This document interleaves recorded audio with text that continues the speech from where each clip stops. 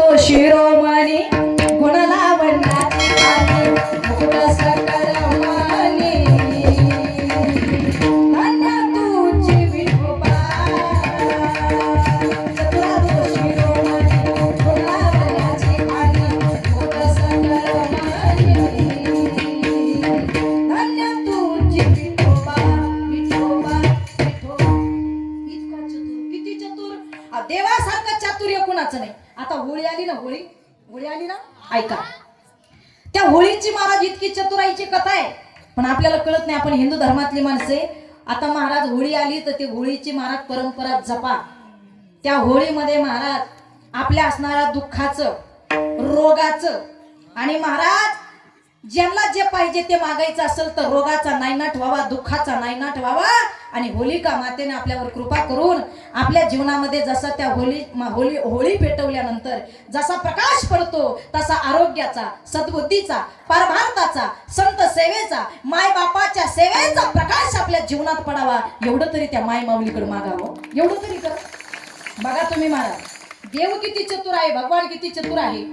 देवाचं चातुर्य किती असू द्या पण त्याच्याही पुढचं चातुर्य आमचा देव किती चातुर्य पडतो भक्ताईपेक्षा चतुरपणा देव करतो। महाराज ऐका महाराज जो हिरण्यकशिपू होता त्या हिरण्यकशिपूने एवढा त्रास द्यायला सुरुवात केली जिकडे तिकडे हाहाकार हिरण्यकशिपूने कायदा काढला होता दादा जो माझ्या गावामध्ये तालुक्यामध्ये किंवा प्रजेमध्ये नाव घेईल भगवंताचं त्याचं मुंडकं कापण्यात येईल डायरेक्ट मारून टाकायचा।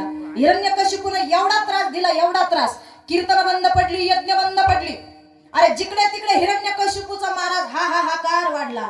आणि काय सांगा महाराज जब जब दुनिया में खलबली मच जाती है तो इस पृथ्वी पर भगवान परमात्मा अवतार धारण करते हैं धर्माचे पालन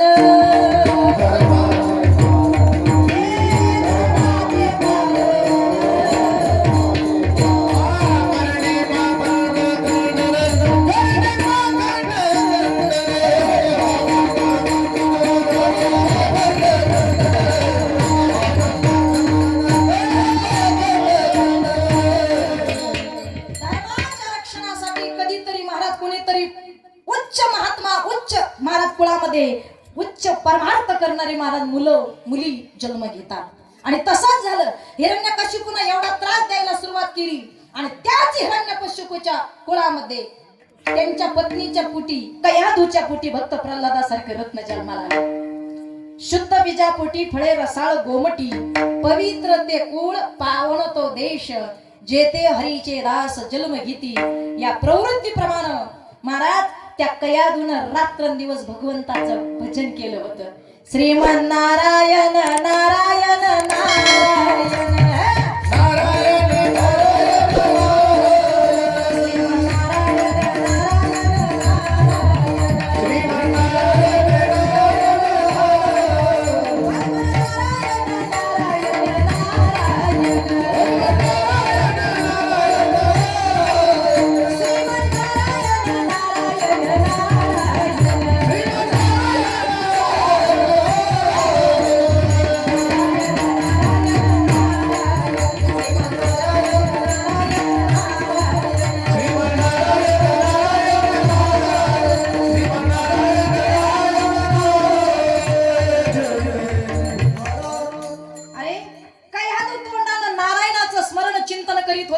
आणि पोटामध्ये भक्त प्रल्हादासारखे रत्न वाढत होतं।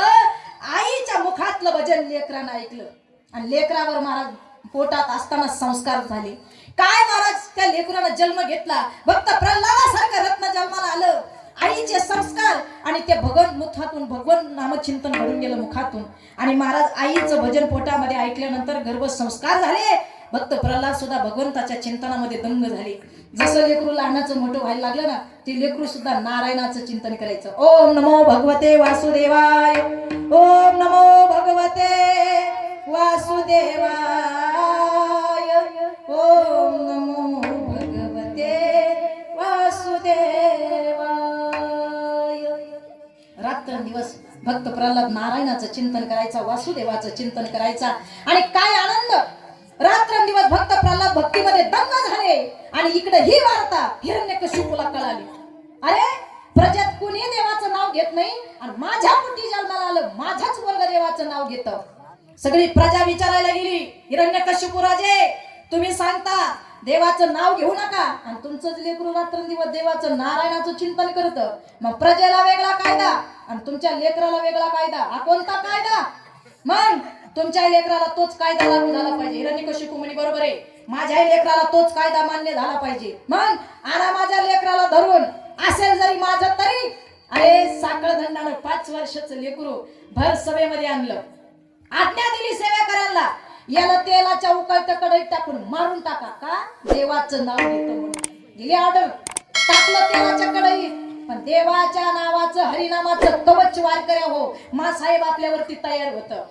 लेकरू महाराज हिरण्यकशिपूने सांगितल्याबरोबर भक्त प्रल्हादाने डोळे झाकावे आणि फक्त ओम नमो भगवते वासुदेवाय श्रीमन्नारायण नारायण भगवंताचं नारायणाचं चिंतन करावं आणि माझ्या भक्त प्रल्हादाच्या शरीरावरती महाराज चहू बाजूने भगवान नारायणाचं नामाचं कवच तयार व्हावं आणि टाकलेल्या उकळत्या कढईत लेकरू टाकलं, तेलानं थंड व्हावं. ही संप्रदायाची ताकद, नामस्मरणाची ताकद. पुन्हा एकदा इतकी ताकद. महाराज ते तेलाच्या उकळत्या कढईत टाकलं तरी ते तेल गार झालं, पण तुमच्या लेकराला काहीच नाही झालं. मग एक काम करा, हत्तीला दारू पाजवा. मदमस्त हत्ती गेला, साखळ दंडाला बांधा, टाका हत्तीच्या पायाखाली. भक्त प्रल्हादानं पुन्हा चिंतन चालू केलं. मदमस्त झालेला हत्ती, दारू पिलेला हत्ती, त्याला दारू पाजली होती. त्या हत्तीनं महाराज भक्त प्रल्हादाला पाहिलं, हरी नामाचं कवच त्या महाराज हत्तीने पाहिल्याबरोबर महाराज त्या ठिकाणी ती हत्ती शांत झाला आणि असा नतमस्तक त्या भक्त प्रल्हादाला झाला.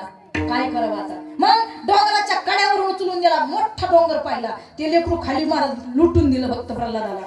पण हरिनामाचं कवच होतं, खरोजनी आई. म्हणून तर म्हणतात ना महाराज, जिसके मुख में भगवान का नाम होए, जिसके मुख में भगवान का नाम होए, उसका बाल भी बाका करने वाला माई का लाल अभी तक पृथ्वी पर पैदा नहीं हुआ.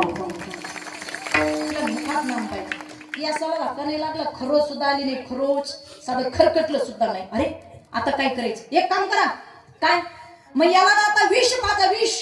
अरे विष आणलं, सगळ्यात जहाल विष आणलं आणि ते पाजलं, त्या लेकराला काहीच नाही झालं. मला बाप वैतागला, अरे एवढे प्रयोग केले, हे मरत कसं नाही? इतकं टेन्शन मध्ये आलं, एवढे प्रयोग केले, हे पोरग मरत नाही, काय करायचं? आणि योगायोगानं हिरण्यकशिपूची बहीण होती होलिका, हिरण्यकशिपूची बहीण होती होलिका, आणि ती होलिका भावाला भेटायला आली आणि ती म्हणे, दादा तुला टेन्शन मध्ये आहे. तो म्हणे, तायडे अरे काय करावं, या पोराला पार वैताग आणला, देवाचं नाव घेतो, इतके प्रयोग केले, त्याला मग हातीच्या पायाखाली तुडवलं, काहीच झालं नाही. उकाळत्या तेलाच्या कढईत टाकलं, काहीच झालं नाही. त्याला डोंगराच्या कडावरून लोटलं, काहीच झालं नाही. अगं त्याला विष पाजलं तरी त्याला काहीच झालं नाही. अरे वाघाच्या पिंजऱ्यात सोडलं, वाघ खाती हिंस पशु, तरी याला काहीच झालं नाही. ते वाघ शांत झाला रे, काय करू काय? होलिका बहीण होती, ती म्हणे, दादा तुला कळतं काय, एवढं टेन्शन घ्यायची गरज नाही ना रे. अरे मी जपाच्या सामर्थ्यावर भगवंताचं नामस्मरण केलंय आणि मला एक असं अग्नीचं दिव्य प्राप्त झालेलं आहे. मला एक वस्त्र मिळालेलं आहे का ते वस्त्र घातल्यानंतर मला अग्नी जाळू शकत नाही, असं मला अग्नीचं वरदान आहे, त्या वस्त्राचं वरदान आहे. मग दादा किती वेळा रे, त्याला एवढे प्रयोग केलं, ते मरत नाही ना. एक काम कर ना, आता एक काम कर, सगळे अशी चिता पेटव, सगळे अशी चिता रचव, लाकडं रच, गौऱ्या रच आणि त्याच्यावर मला मांडी घालून बसते आणि भक्त प्रल्हादाला माझ्या मांडीवर दे आणि ते वस्त्र मी परिधान केलेले तो अग्नी पेटून दे. जेव्हा अग्नी पेटला, धाड धाड धाड धाड तुझं ते प्रल्हाद जळून जाईल. कारण माझ्या अंगावर मला वस्त्र दिलेले भगवंतानं की मला ते काहीच करू शकत नाही, वस्त्र मला पेटू शकत नाही, ते वस्त्र माझ्या अंगावर आहे ना. मग ते पोरगा जळल, तुझा असणारा दुश्मन मरून जाईल आणि मी व्यवस्थित राहील. ओके बहीण बाई, लई भारी आईने सांगितली. मग महाराज त्या गौऱ्या रचल्या, लाकडं रचली आणि भक्त प्रल्हादाला आलवलं. होलिका मांडी घालून बसली आणि तिला जे वरदान होतं ते वस्त्र अंगावर घेतलं, ते वस्त्र अंगावर घेतलं, होळी पेटवली म्हणजे चिता पेटवली, धाड धाड धाड धाड धाड अग्नी पेटला. पण इथं नेम आहे, दुसऱ्याचं वाटुळं करायला गेलं का आपलं होतं. भक्त प्रल्हादाचं नामस्मरणाचं तेज इतकं वाढलं, भगवंतानं आज्ञा दिली, माझ्या लेकराच्या केसाला धक्का लागला नाही पाहिजे. वायू वेगानं वायू आला, वायूनं महाराज त्या ठिकाणी अशी हवा मारली आणि हवेनं होलिकाला मिळालेलं जे वस्त्र होतं का तिला ते वस्त्र घातल्यानंतर अग्नी जाळणार नाही, वायू वेगानं ते वस्त्र असं ओढून घेतलं आणि धाड धाड धाड ही होलिका पेटून जळून राख झाली. भक्त प्रल्हादाला काहीच झालं नाही. तेव्हापासून ही होलिका. एवढा भगवान चतुर आहे. तुम्ही किती पुढचं वागा पण आमचा देव इतका चतुर आहे की त्याला माफ नाही महाराज. मग तो चतुर भगवान परमात्मा आहे आणि त्याचं जर नामचिंतन केलं तर आपलं काम होतं ना महाराज. आपलं काम